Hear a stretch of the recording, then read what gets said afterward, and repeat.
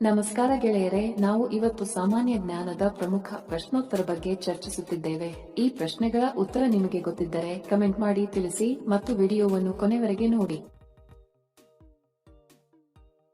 ಪ್ರಶ್ನೆ: ನಿಂಬು ನೀರು ಯಾವ ಕಾಯಿಲೆ ಗುಣಪಡಿಸುತ್ತದೆ? ಆಪ್ಷನ್ ಎ ತಲೆನೋವು, ಬಿ ಹೊಟ್ಟೆ ನೋವು, ಸಿ ಮಲಬದ್ಧತೆ, ಡಿ ಕೀಲು ನೋವು.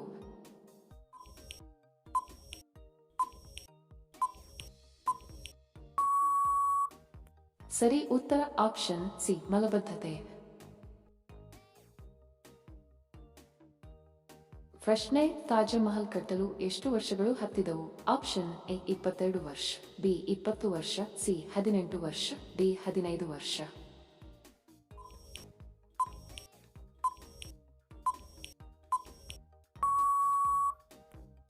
ಸರಿ ಉತ್ತರ ಆಪ್ಷನ್ ಎ 22 ವರ್ಷ. ವಿಡಿಯೋ ಕೊನೆವರೆಗೂ ನೋಡಿದ್ದಕ್ಕೆ ತಮ್ಮೆಲ್ಲರಿಗೂ ಧನ್ಯವಾದಗಳು. ಮತ್ತೆ ಭೇಟಿ ಆಗೋಣ ಇಂಟ್ರೆಸ್ಟಿಂಗ್ ವಿಡಿಯೋದೊಂದಿಗೆ. ಅಲ್ಲಿಯವರೆಗೆ ನಮಸ್ಕಾರಗಳು. ಜೈ ಹಿಂದ್.